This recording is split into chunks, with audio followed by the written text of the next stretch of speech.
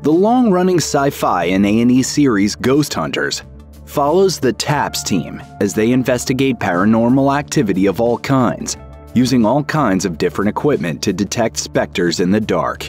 Here are some of the creepiest moments in the TV show's history. The Atlantic Paranormal Society, or TAPS crew, often differentiates between different types of hauntings and breaks them down into 3 categories: the residual, the human, and the non-human. During the episode Irish Ruins, the team believes they're dealing with the latter.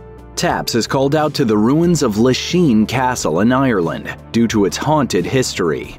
According to historian Joe McGowan, who appears on the episode, the castle was cursed by a widow that the castle's owner had evicted from her home.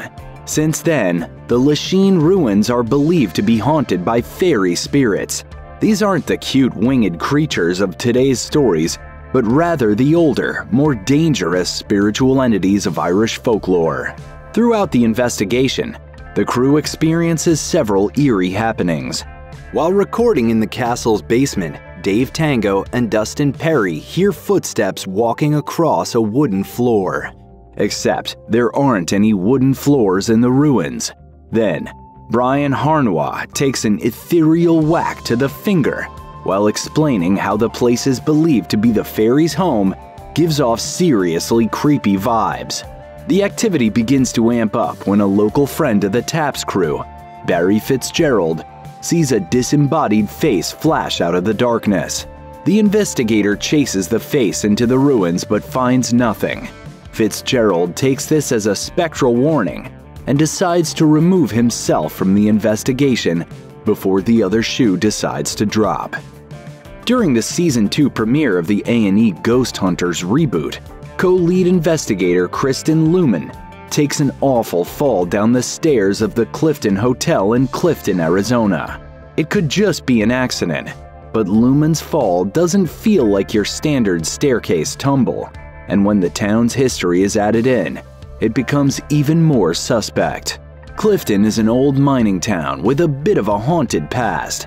When the TAPS crew calls a town hall meeting to gather stories of the paranormal from the locals, almost everyone that shows up has their own paranormal experience to share, making Clifton a hotspot for either mass hallucination or mass spectral activity. How many people in this room believe they've had a paranormal experience? Townsfolk claim to hear mining activity and the sounds of children roaming the town at night, and when TAPS asks the less-than-living inhabitants of the hotel about the activity, they hear voices respond. It's creepy, but not as creepy as what happens next. Later in the episode, Luman is walking down the hotel stairs when suddenly she's sent flying. Not falling, flying. She later said that she knows she didn't trip, nor did she feel a sensation like she was pushed, but the co-lead investigator clears most of a flight without hitting a single step. Luckily, she escaped without serious injuries. In the Season 10 episode, Darker Learning, the TAPS crew catches an apparition on a thermal camera while investigating the Everett Mansion on the Southern Vermont College campus. The figure walks through 2 doors right in front of them, which is something living people with heat signatures do all the time, but there was a problem.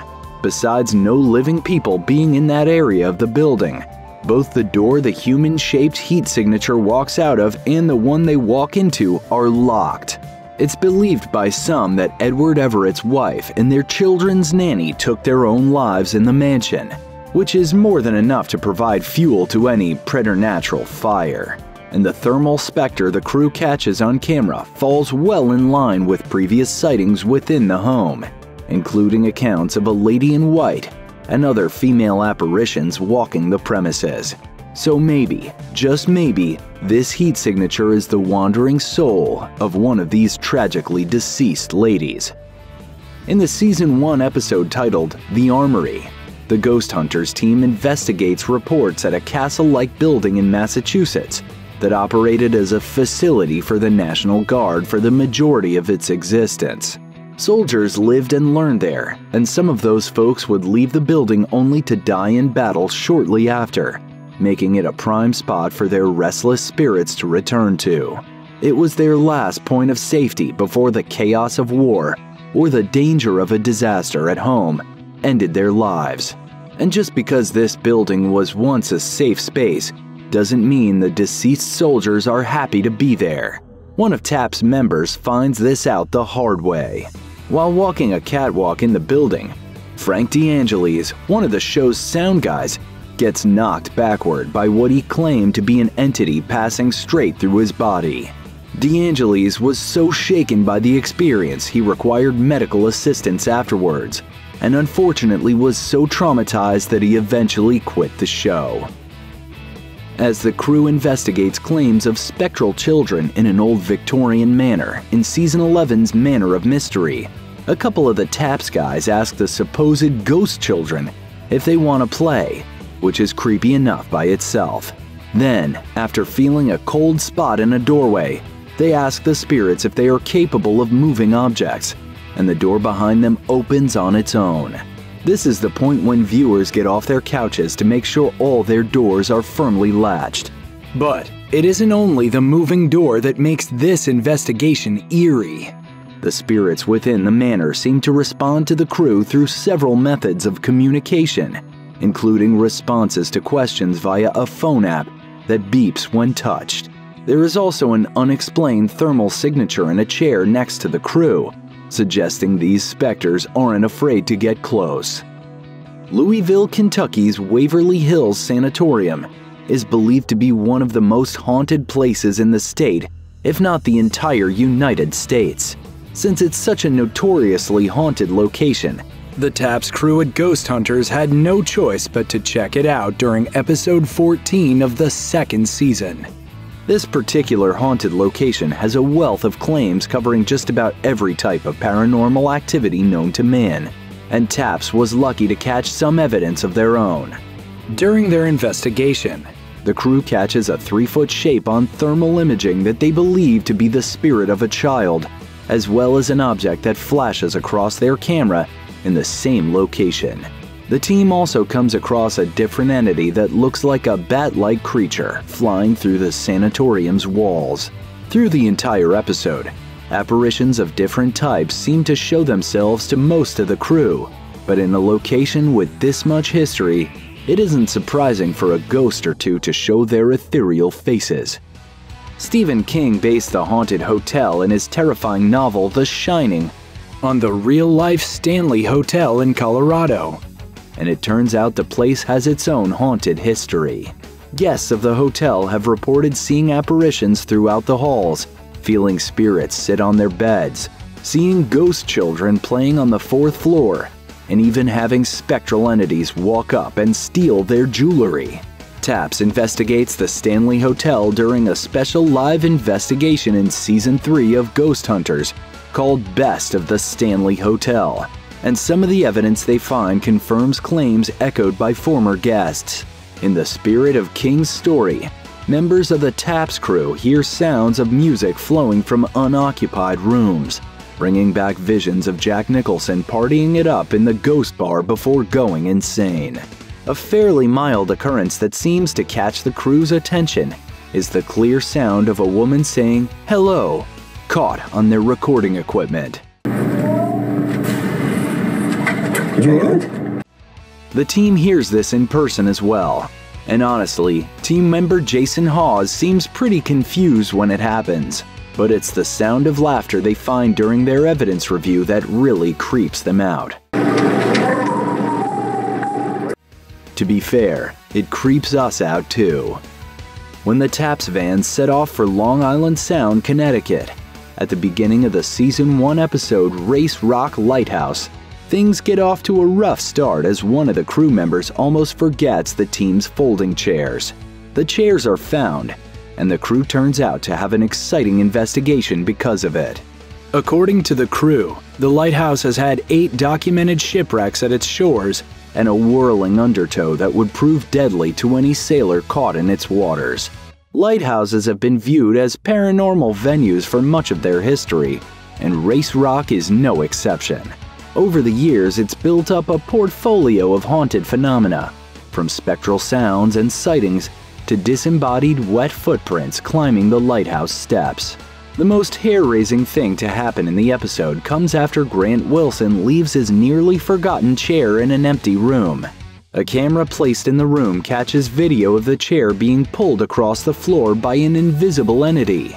This could be explained away by a wire trick or stealthy string pull, but so far no one has come forward to disprove it. So let's chalk it up to creepy and leave it at that. Singer and actor Meat Loaf is not the most obvious addition to a team of paranormal investigators, but the Loaf has an unmatched love for ghosts and spirits and a personality that could drive any entity out of hiding. He's also one of Ghost Hunter's favorite celebrity guests and has appeared on the show more than once. So Taps invites him to tag along while they check out Alabama's Sloss Furnace in the Season 6 episode of the same name, and he does not disappoint. Several creepy things happen throughout this two-night investigation. At one point when Jason Hawes, Grant Wilson, and Meat Loaf are walking through the tunnels, they hear voices responding to Loaf's inquiries. Even better, they manage to catch these voices on a recording device. Knocks are also captured in response to the musicians prodding at another time, which corroborates claims from locals. At other points, Wilson feels like he's shoved by an invisible force, and an image believed to be an apparition is captured on video. The moral of the story seems to be one of two things. Either Sloss Furnace isn't the type of place you want to spend your free time, or hanging around Meat Loaf can be a creepy endeavor. St. Augustine Lighthouse, which Ghost Hunters visits in Season 2, is Florida's oldest lighthouse. And if you know anything about Florida's coastal waters, you know they hold the bones of hundreds of shipwrecked vessels. Naturally, this leads to ghost stories and other rumors of the paranormal that draw investigators to the area. The lighthouse in St. Augustine features the classic spiral staircase extending up the center of the tower. These spirals can be intimidating on the best of days, even when they aren't haunted, and this one proved to be both. As the crew climbs the steps, they spot an apparition looking over the rail above them. The team jumps into action, attempting to chase down whatever had been looking down at them, but they fail to find a corporeal cause. However, they do catch two different shadows on the stairs. They also manage to catch the sound of a disembodied voice crying, "Help me." Buffalo Central Terminal in Buffalo, New York saw thousands of travelers come through its station in the 50 years it was open. And though it closed down in 1979, not all of those travelers have vacated its premises. Some, it seems, are eternally waiting for trains that may never come. It's why Ghost Hunters likes the location so much they've filmed there 3 different times, and each time they find something new that keeps them interested. But it's during their first investigation in Season 4's Speaking with the Dead that the TAPS crew finds their most chilling evidence of Buffalo Terminal's paranormal residents. After setting up an EMF meter, Grant Wilson and Jason Hawes appear to be speaking with an entity that lights up the meter to voice its responses, and from those EMF responses, they determine they're speaking with a woman who's been waiting since the 1940s for a loved one's train to come in. They also catch what they believe to be several voices on recorders. Some yell for them to go home, while others say cryptic things like, "Bring back the girls." The entities don't seem to be malevolent or anything, but hearing conversations between the dead is a surefire way to creep out even the most astute skeptic. Check out one of our newest videos right here. Plus, even more grunge videos about your favorite shows are coming soon. Subscribe to our YouTube channel and hit the bell so you don't miss a single one.